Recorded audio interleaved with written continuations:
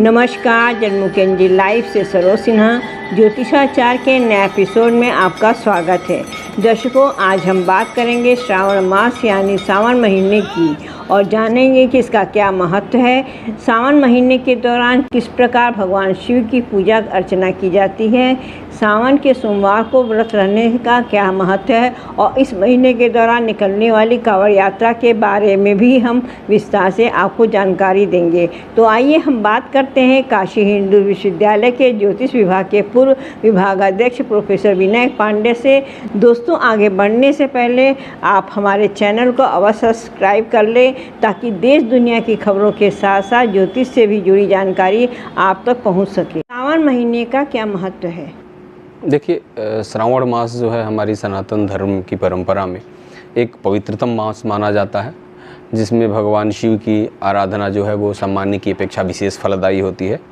तो इसलिए हम लोग अगर सामान्य बोलचाल की भाषा में कहें तो श्रावण मास जो है वो शिव की आराधना का एक परम पावन पर्व है, मास है, और इसीलिए सावन मास की इतनी विशिष्टता हमारे शास्त्रों में बताई गई है और लोक में भी प्रसिद्ध है। सावन महीने के दौरान किस प्रकार भगवान शिव की आराधना करनी चाहिए?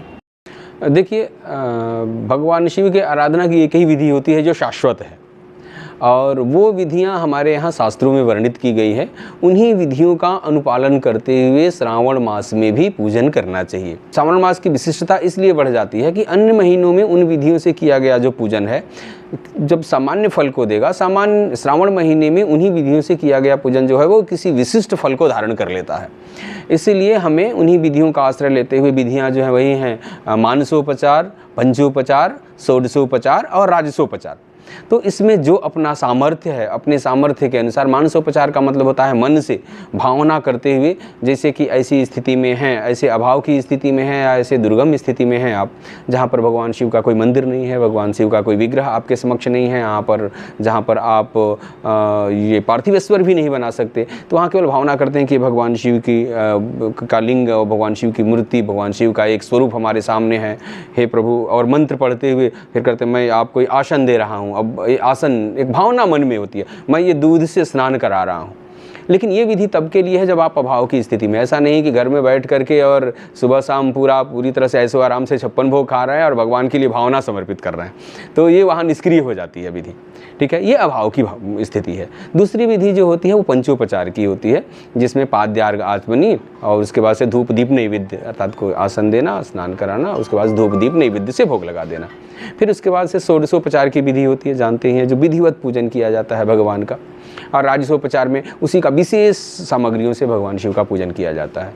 भगवान शिव के आराधना की एक विशिष्ट बात यह है कि भगवान शिव के आराधना में प्राकृतिक वस्तुओं का ज़्यादा उपयोग होता है, और भगवान शिव सबसे जल्दी, जब सबसे सरल विधियों से, सबसे सस्ते पदार्थों से प्रसन्न होने वाले देव हैं।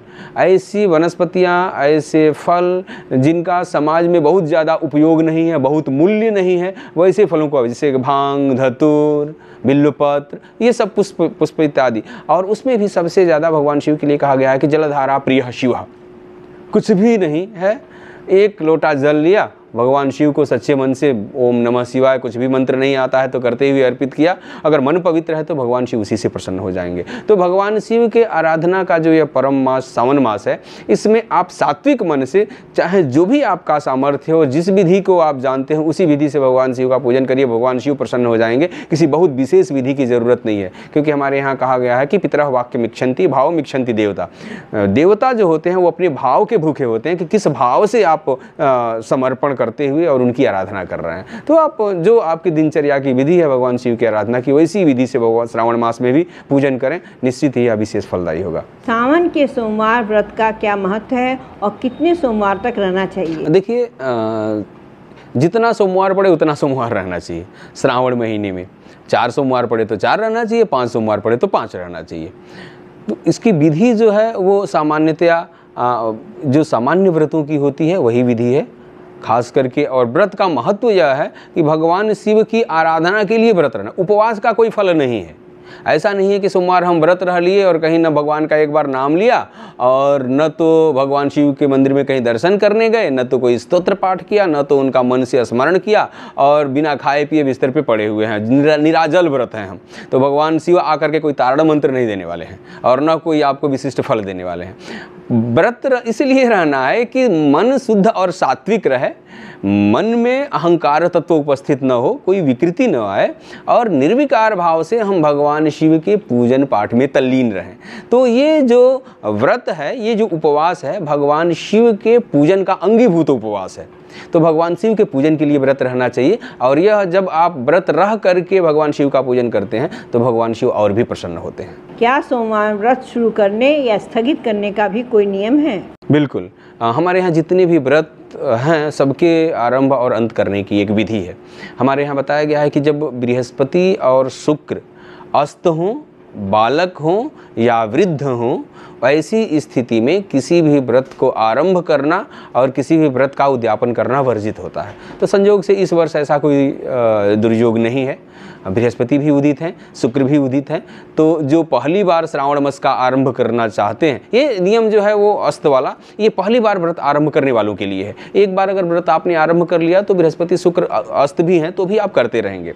तो इस बार अच्छा संयोग यह है कि जो पहले से करते आ रहे हैं उन्हें तो कोई दोष ही नहीं है, लेकिन जो नया शुरू करना चाहते हैं उसके लिए भी अपॉर्चुनिटी है, उनके लिए भी एक विशेष अवसर है कि बृहस्पति शुक्र का अस्त नहीं है, तो वो लोग श्रावण मास के सोमवार व्रत का आरंभ कर सकते हैं। सावन के दौरान रुद्राभिषेक का क्या महत्व है और किस दिन करना चाहिए? देखिए, भगवान शिव की आराधना की विशेष विधि है एक रुद्राभिषेक। बताया ना कि जलधारा प्रिय शिवः, अर्थात जलधारा प्रिय हैं। तो भगवान शिव के स्तुति के जो वेदोक्त मंत्र हैं, उन मंत्रों से भगवान शिव का जल से, गोदुग्ध से और अन्य विशेष पदार्थों से अभिषिंचन करना ही अभिषेक है। तो जो सबसे प्रिय वस्तु है भगवान शिव की, और उसी से जब हम भगवान शिव का अर्चन कर रहे हैं, वो भी जो उनके जितने भी मंत्र बताए गए हैं, भगवान शिव के जो विशेष सूक्त हैं, उन सूक्तों को संग्रह करके रुद्राष्टाध्यायी में 8 अध्यायों में विभक्त करके वो बताया गया है। तो उसमें जब उनसे हम भगवान शिव का जलाभिषेक या दुग्धाभिषेक या अमृताभिषेक या जो जिन विशेष पदार्थों से अभिषेक करते हैं तो भगवान शिव प्रसन्न होते हैं। तो यह उनकी विशिष्टता है, अर्थात भगवान शिव के पूजन की विशेष विधि है रुद्राभिषेक, इसलिए भगवान शिव का रुद्राभिषेक करना चाहिए। और सोमवार, चूँकि सोमवार को, शुक्रवार को लोग भगवान शिव के से साथ संबद्ध कर देते हैं, वैसा कोई विशेष नहीं है वैसे, क्योंकि सामान्यतया जितने भी सावन के दिन हैं सभी भगवान शिव के लिए प्रिय हैं और काशी में तो भगवान शिव रहते ही हैं। हाँ, अगर काशी से बाहर आप कहीं करा रहे हैं, मंदिरों में नहीं करा रहे हैं, तो वहाँ पर शिववास का विचार कर लेना चाहिए, क्योंकि शिव जी का वास भी विभिन्न क्योंकि अकेले शिव तत्व है ना, वो अलग अलग कार्यों में रमे रहते हैं। तो तिथिवार नक्षत्रों के तिथिवार के संयोग से यह शिववास पता चलता है कि अभी शिव जी की स्थिति कहाँ है। ठीक है, तो जैसे कि अगर किसी से आपको मिलना है, वो विशेष और प्रसन्न स्थिति में हैं, तो जाएंगे तो आप वो आपका कार्य सिद्ध होगा, लेकिन वो खुद ही दुख से दुखित है या कुछ ऐसी स्थिति में है जहाँ पर वो आपकी मदद नहीं कर सकता, तो वहाँ पर आप अगर उनके पास जाएंगे तो वो आपकी हेल्प नहीं हो सकेगी, आपकी सहायता नहीं हो सकेगी।